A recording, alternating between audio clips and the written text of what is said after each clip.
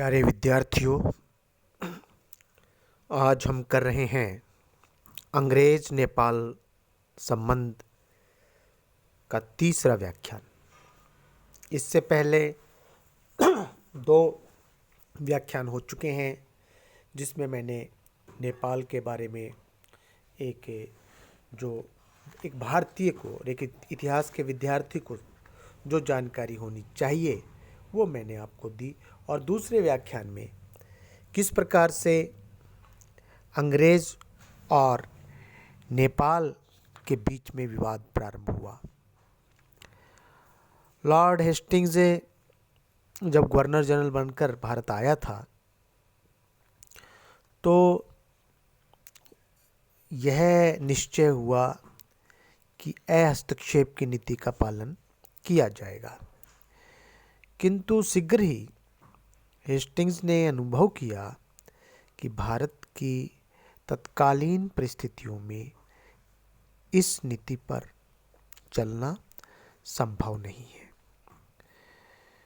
और नेपाल के संदर्भ में हम बात कर रहे हैं तो नेपाल के जो गोरखा थे वे भी अपनी शक्ति बढ़ा चुके थे और कंपनी के लिए सीमा संघर्ष की स्थिति पैदा कर रहे थे। खासकर जो सीमा विवाद था वो दो स्थानों को लेकर के, वहाँ पर उनके बीच दो जिलों को लेकर के, एक ज़िले का नाम बुटबल, दूसरे का नाम शिवराज।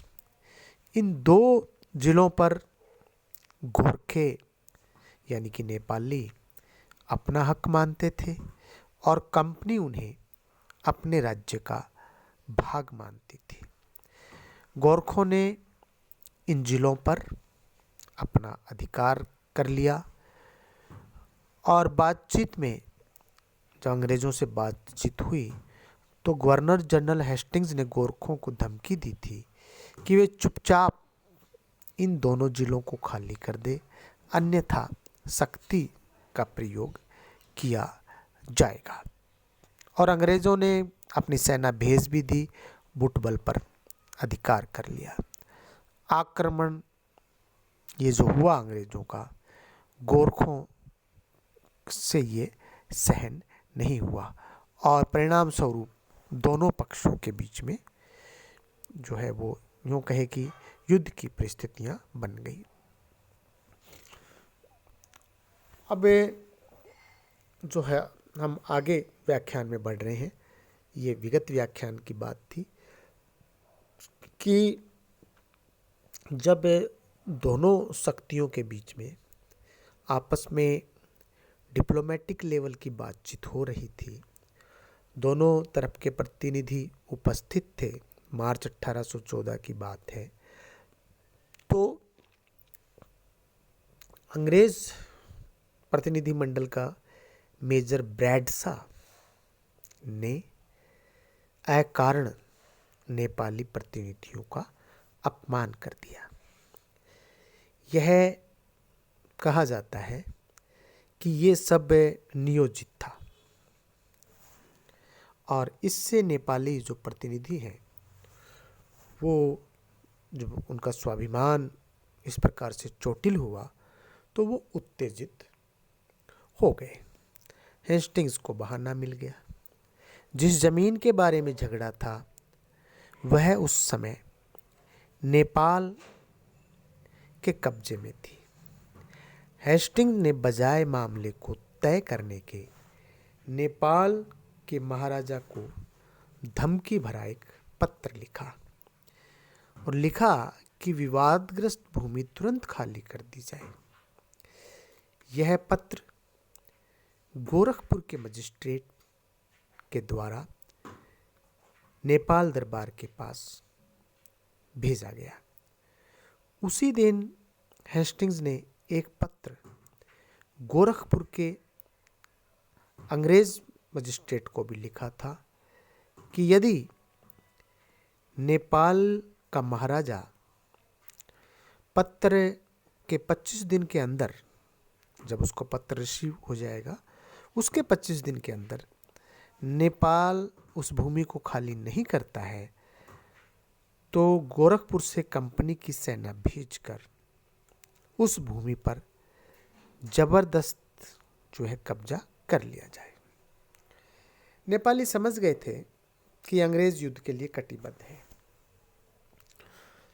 नेपाली जाति एक वीर जाति है, उन्होंने लड़ाई के आह्वान को स्वीकार कर लिया। फिर भी उन्होंने गवर्नर जनरल को एक शिष्ट भाषा में पत्र लिखा, या यूं कहें कि एक अशिष्ट पत्र का उत्तर शिष्ट भाषा के पत्र के द्वारा दिया, जिसमें नेपाल दरबार ने अपनी ओर से मित्रता कायम रखने की इच्छा प्रकट की।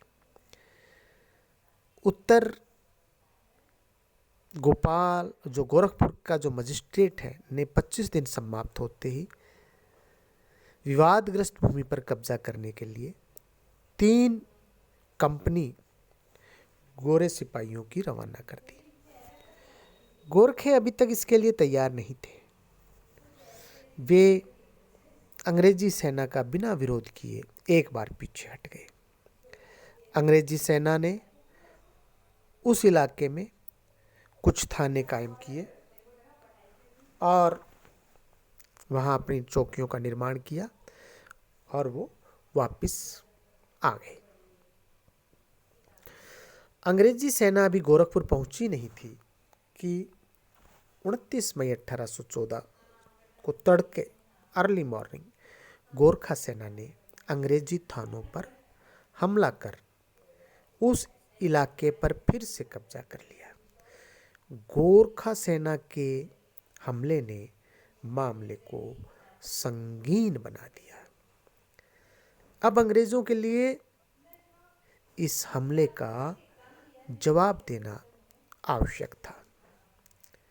हेस्टिंग्स ने युद्ध की विशाल तैयारी की और युद्ध का ऐलान करने से पहले सीमा के 5 अलग अलग स्थानों से 5 सेनाओं द्वारा नेपाल पर हमला करने का प्रबंध कर लिया। पंजाब में सतलज से लेकर पूर्व में सिक्किम तक 700 मील के मोर्चे पर अंग्रेजों ने पूरी तैयारी कर एक साथ 5 मोर्चों पर आक्रमण कर दिया। हेस्टिंग्स ने जो 700 मील लंबी जो बाउंड्री थी नेपाल और भारत के बीच में, वहाँ 5 स्थानों से एक साथ अटैक करने की योजना बनाई। मोर्चा 5 स्थानों पर एक साथ खोल दिया। पहला मोर्चा पंजाब के लुधियाना में खोला गया। कर्नल आक्टरलोनी ने 6000 भारतीय सैनिकों के साथ सतलज की तरफ से नेपाल पर आक्रमण किया। आक्टरलोनी के बारे में एक बात हालांकि अनावश्यक है, लेकिन फिर भी इतिहास के विद्यार्थी को जानकारी होनी चाहिए कि इसको एक रसिक सेनापति कहा जाता है, जिसके साथ में अनेक हिंदुस्तानी वैश्याएं रखेले वो रखता था और बड़े और यूँ कहें कि जो राजा महाराजाओं का जो तरीका होता है, जो अय्याशी होती है, उस प्रकार का वह व्यक्ति था। हालांकि यह उसका व्यक्तिगत जीवन है, लेकिन एक चूँकि इसका नाम आया तो इसके साथ ये बात भी जुड़ी हुई है, इसलिए इसका उल्लेख कर दिया। दूसरा मोर्चा खोला अंग्रेजों ने मेरठ में, और उस सैन्य अधिकारी का नाम जिसके नेतृत्व में यहाँ पर मोर्चा खोला गया, जनरल जी लैप्सी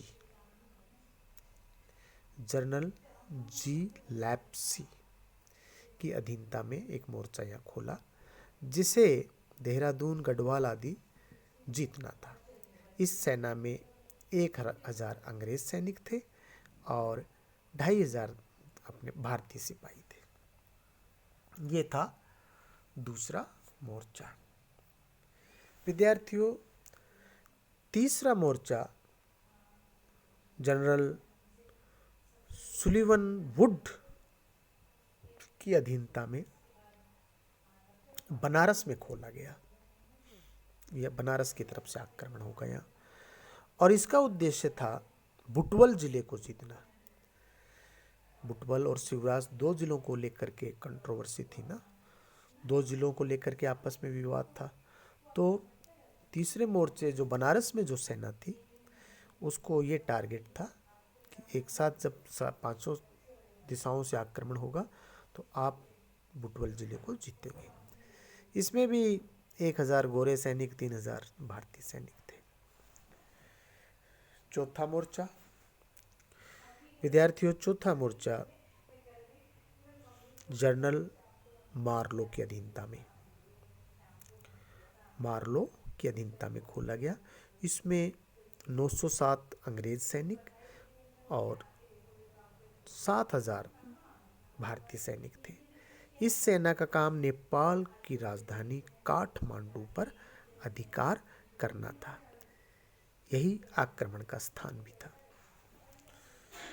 5वां मोर्चा अंग्रेज सेनापति मेजर लैटर की अधीनता में। 5वां मोर्चा जो है ठीक पूर्व में पूर्णिया से कोसी नदी के पार, ठीक पूर्व में पूर्णिया से कोसी नदी के उस पार मेजर लैटर की अधीनता में 5वां मोर्चा। इस सेना में लगभग 2,000 सैनिक थे। इस सेना का काम सिक्किम के राजा को नेपाल के चंगुल से मुक्त करवाकर अपनी ओर मिलाना था। ये विद्यार्थियों 5 मोर्चे मैं दोबारा से दोहरा रहा हूँ। पहला मोर्चा लुधियाना में खोला गया, पंजाब के लुधियाना में कर्नल आक्टर के नेतृत्व में, और इसमें 6,000 भारतीय सैनिक सतलज नदी की तरफ से नेपाल पर आक्रमण। ये यहाँ पहले मोर्चे की योजना। दूसरे मोर्चे की योजना मेरठ में जनरल जिलेप्सी की अधीनता में खोला गया, जिसे क्या जीतना था? देहरादून जीतना था और गढ़वाल जीतना था। तीसरा मोर्चा जनरल सुलीवुड, बनारस की तरफ से आक्रमण होना था और इसका उद्देश्य बुटवल जिले को जीतना था। और चौथा मोर्चा मुर्शिदाबाद में जनरल मार्लो की अधीनता में। इसमें 7,000 भारतीय सैनिक, 900 से अधिक अंग्रेज सैनिक, और इस सेना का काम नेपाल की राजधानी काठमांडू पर अधिकार करना था। ये चौथे मोर्चे का काम था। 5वें मोर्चे का काम जो मेजर लैटर के अधीनता में होना था, पूर्व में पूर्णिया से कोसी नदी के उस पार, इसका काम सिक्किम के राजा को नेपाल के चंगुल से मुक्त करवाकर उसे अंग्रेजी जो समर्थन की तरफ लाना था, अपनी तरफ लाना था। इस प्रकार लगभग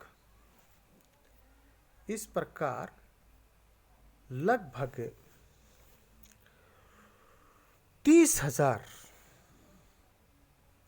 अंग्रेज संख्या 30,000 अंग्रेज सेना ने 5 तरफ से नेपाल पर आक्रमण किया। नेपाल का नरेश बड़ी कठिनता से 12,000 सैनिक एकत्रित कर सका। नेपालियों ने पहले कभी पराधीनता या पराजय का सामना नहीं किया था विद्यार्थियों। वे गुलामी से मृत्यु को अच्छा समझते थे, अतः उन्हें जीतना इतना सरल नहीं था। जितना सिराजुद्दौला को जीतने में या चांदा साहब को जीतने में अंग्रेज़ों को सफलता मिली, वो यहाँ संदिग्ध थी। चाहे हेस्टिंग्स ने बड़ी अच्छी रणनीति बनाई, 5 दिशाओं से युद्ध किया, लेकिन गोरखे छिपकर गुरिल्ला पद्धति से युद्ध करते थे। अतः अंग्रेज़ों को बहुत कठिनाइयों का सामना करना पड़ा। एक तो दुर्गम पहाड़ी रास्ते, दूसरा छापा मार युद्ध। अंग्रेजी सेना अब तक तोप खाने की मदद से बड़े बड़े मैदान जीत लेती थी, लेकिन हिमालय के पहाड़ी रास्तों में उनकी एक न चली। शेष अगले व्याख्यान में विद्यार्थियों। बहुत बहुत धन्यवाद।